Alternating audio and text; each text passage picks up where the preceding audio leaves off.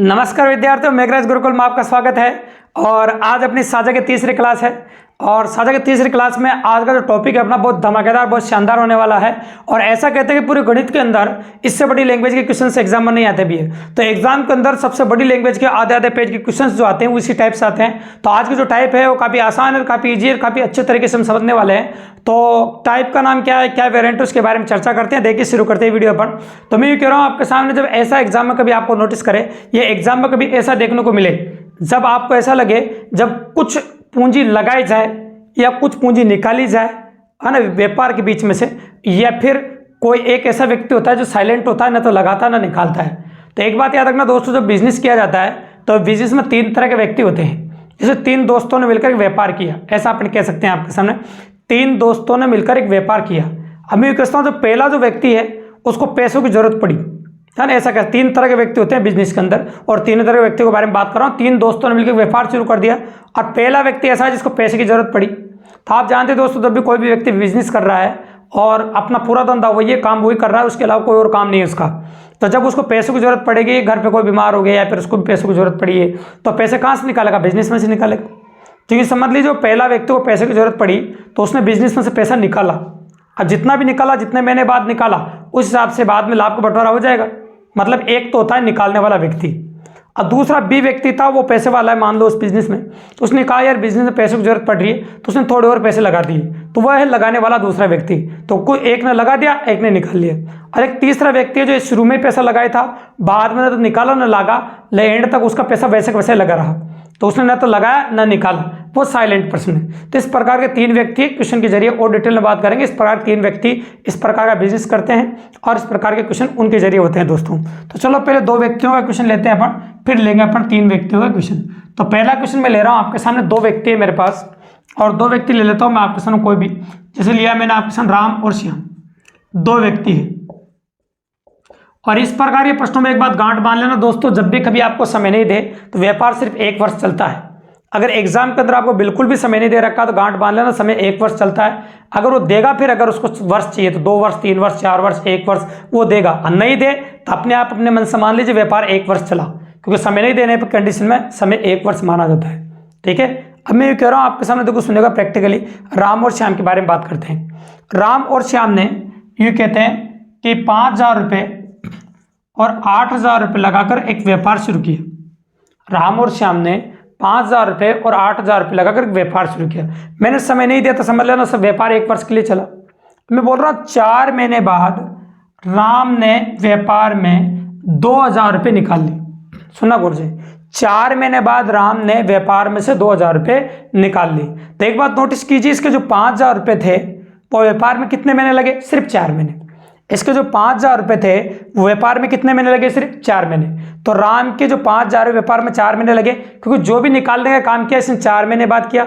अतः इसके 5,000 रुपये 4 महीने थे तो यथावती लग रहे थे। अब 4 महीने बाद इसने 2,000 रुपये निकाले, तो व्यापार में कितने रुपए बच गए इसके? तो व्यापार में बच गए इसके 3,000 रुपये। और व्यापार में जो 3,000 रुपये बचे वो बाकी 8 महीने तक लगे रहेंगे, क्योंकि इसके बाद इसने कोई संक्रिया नहीं की और कुछ निकाला नहीं है। तो इसके व्यापार में बाकी 8 महीने के लिए सिर्फ 3,000 रुपये बच गए, क्योंकि इसने 2,000 रुपये निकाल लिए। क्योंकि यहाँ तो व्यापार में यही दोस्तों, जो ज़्यादा लगाएगा वो ज़्यादा पाएगा, जो कम लगाएगा वो कम पाएगा। इसने निकाल लिए तो बाद में इसको 3,000 का प्रॉफिट मिलेगा, और शुरू में इसको 5,000 रुपये का मिल रहा था 4 महीने तक। ठीक है। अब श्याम ने क्या किया? श्याम ने 6 महीने बाद, अगर हम कहें आपके सामने, श्याम ने 6 महीने बाद 2,000 रुपये और लगाए। अगर श्याम की बात करें, 6 महीने बाद 2,000 रुपये लगाए तो व्यापार में इसके 10,000 रुपये हो गए, और 6 महीने लगेंगे। कितने महीने लगेंगे? 6 महीने। ठीक है दोस्तों। तो इस प्रकार से अपन ने लिख दिया। जब इसकी कैलकुलेशन करेंगे, जो अनुपात आएगा उसके अनुपात में लाभ का बंटवारा कर सकते हैं। लाभ एग्जाम वाला कुछ भी दे सकता है। ठीक है। तो चलो कैलकुलेशन करते हैं। पहले जीरो देख लेते हैं। 3 जीरो इसकी भी, 3 जीरो इसमें भी, 3 जीरो इसमें भी, 3 जीरो। जब कॉमन जीरो होती है तो कट जाती है आपकी। फिर मैं कह रहा हूँ आपके सामने 5 चौक 20 और 8 3 24। 24 और 20 कितना हो गया आपका? कितना हो जाएगा? 24 और 20 44। 24 और 20 हो जाएगा आपका 44। अब यहाँ देखिए 6 8 48 और ये हो गया आपका 60। 60 और 48 कितना हो जाएगा आपका? 108, है ना। 60 और 48 हो जाएगा, 6 8 48 हो गया, और ये 60 हो गया आपका। और 60 48 कितना हो जाएगा आपका? 108। अब और भी कट रहा है तो और भी काट दो। 4 से कट रहा है, 11 चौक 44, फिर 4 2 चौक 8, 7 चौक 28, अब आगे नहीं कटेगा, तो लाभ का बंटवारा होगा 11:27 के अनुपात में किया जाएगा। लाभ का बंटवारा जो किया जाएगा वो 11:27 के अनुपात में लाभ का बंटवारा किया जाएगा।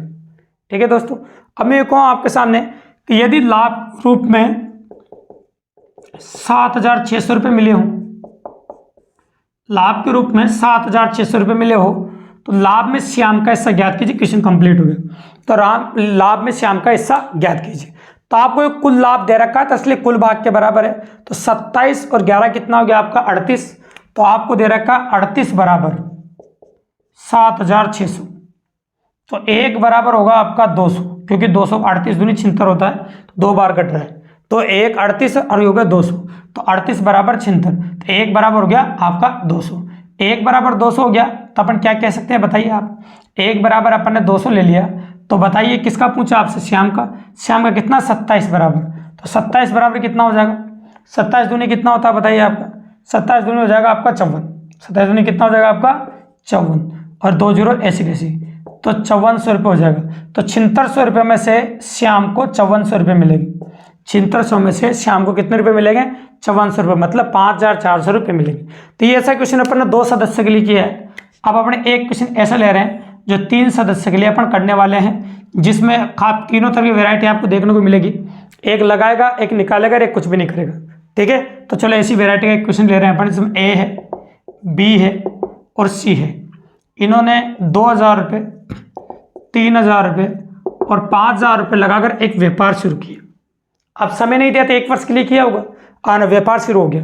व्यापार शुरू होने के 4 महीने बाद ए ने 1000 रुपये लगाए। मान लो इसके पास पैसे होंगे और व्यापार में कम पड़ रहे हैं, इसने लगा लिए, तो इसके 2000 रुपये सिर्फ 4 महीने बाद, 4 महीने तक लगे रहे, और इसने 1000 रुपये और लगा दिए। जब इसने 1000 रुपये और लगाए, तो 2000 तो इसके व्यापार में पहले से ही थे, और 1000 रुपये और लगा दिए, तो इसके व्यापार में कितने हो गए 3000 रुपये, और बाकी 8 महीने तक लगे रहेंगे। अब इसकी बात करें, सपोज करो उसको पैसे की जरूरत पड़ी और 6 महीने बाद इसने 1000 रुपये निकाल लिए। अब 6 महीने बाद तो इसके 3000 रुपये लगे रहे थे, लेकिन 1000 रुपये जब इसने निकाल लिए तो इसके बचे 2000 रुपये, बाकी 6 महीने के लिए इसके 2000 रुपये लगे रहेंगे। अब मैं ये कह रहा हूँ सी के बारे में कोई कमेंट नहीं किया गया है, सी के बारे में कुछ भी नहीं कहा है। इसने तो लगाए थे, इसने निकाले थे, लेकिन इसके बारे में कुछ भी नहीं कहा प्रश्न वाले ने, तो समझ लेना इसके 5000 रुपये पूरे 12 महीने तक लगे, क्योंकि इसके बारे में कोई भी कमेंट नहीं किए गए। तो व्यक्ति 3 प्रकार के होते हैं, मैंने ऐसा कहा था आपके सामने। एक तो होता है पूंजी लगाने वाला, एक होता है निकालने वाला, और एक कुछ नहीं करने वाला। ठीक है, अब इनमें से अपन कैलकुलेशन कर देंगे तो लाभ का बंटवारा उस अनुपात में आपके सामने हो जाएगा। तो चलो देखते हैं किसको कितना पैसा मिलता है। 3-3 जीरो देख लो, 3-3 जीरो नोटिस कर सकते हैं, सब में 3-3 जीरो है, तो इजीली कट रहा है। बाकी कैलकुलेशन कर देते हैं। देखिए आप, ये 4 दूनी 8, 8 या 24, 24 और 8 कितना होगा 32, ये हो गया। 6 3 18 और 6 दूनी 12, ये हो गया आपका 30, और 12 पंजे 60। अब 200 और कट जाएगा आपका, 200 काटना चाहो तो 16 बार, ये 15 बार और ये 30 बार। आगे बिल्कुल भी नहीं कटेगा अभी। ठीक है, आगे नहीं कटेगा, इस अनुपात में लाभ का बंटवारा करना पड़ेगा। लेकिन मैं कहूँ अगर व्यापार के अंत में, सुनना गौर से, व्यापार के अंत में कुल 6100 रुपये मिले हो, ये लाभ आपको क्लियरली दिया जाएगा। इतनी मेहनत कराने के बाद एंड में जो लाभ की संख्या दी जाएगी वो कटने लायक दी जाएगी भी। और सिंपली वेरिएंट है तो आप इजीली काट सकते हैं, कोई बड़ी बात नहीं है ना। तो लाभ के रूप में 6100 रुपये मिले, तो लाभ में सी का हिस्सा ज्ञात कीजिए। Question is completed now. C का हिस्सा पूछा है, तो कुल भाग के बराबर कर दें अपन। तो 16 और 15 कितना हो गया 31, और 31 और 30 कितना हो गया आपका 61। तो आपको 61 बराबर दे रखा है 6100, तो 1 बराबर हो जाएगा आपका 100 रुपये। और सी का पूछा, सी का किसके भाग बराबर 30 भाग बराबर, तो 1 बराबर 100, 30 भाग बराबर 3000। साझा में एंड में तो एक ही काम करना होता है आपको, है ना। 3000 रुपये आ जाएंगे आपके 30 बराबर, तो 3000 रुपये मिलेंगे 6100 रुपये में से किसको, सी को। तो इस प्रकार से सी का हिस्सा आ गया। तो एंड में तो बंटवारा इसी प्रकार से किया जाता है, एंड में पूरे साझा में एक ही काम होता है। इसलिए आपको ये तीसरा वीडियो थी, एक कंटेस्ट हो गया होगा, आपको एक ही काम अपन करते आ रहे हैं। तो इस प्रकार के प्रश्नों में 3 तरह के व्यक्ति होते हैं। तो ऐसे प्रश्नों में कोई लगाता, कोई निकालता और कुछ नहीं करता है। तो ऐसे क्वेश्चन भी एग्जाम में कभी डिनोटेटर, काफी बड़ी लैंग्वेज के क्वेश्चन एग्जाम में आते हैं। और ऐसे और भी क्वेश्चन किसी भी एग्जाम में आए हो दोस्तों, आपको वास्तव में मिले हो, तो कमेंट बॉक्स में कमेंट कीजिए क्वेश्चन को, दोस्तों आपको जवाब देंगे। और वास्तव में हमारे वीडियो से आपको फायदा हुआ है, आप आज के बाद वीडियो देखने के बाद इस प्रकार कोई भी क्वेश्चन आपको इजीली कर पा रहे हैं दोस्तों, तो वीडियो को जरूर शेयर कर दीजिए, लाइक कर दीजिए, और सब्सक्राइब कर दीजिए चैनल को दोस्तों, और बेल आइकन को प्रेस कीजिए ताकि जब भी कोई वीडियो मैं आपके लिए डालूं तो नोटिफिकेशन आपको सबसे पहले मिल सके दोस्तों। तो बने रहे मेरे चैनल पर और भी शानदार मैथ रीजनिंग के वीडियोज़ के लिए। धन्यवाद।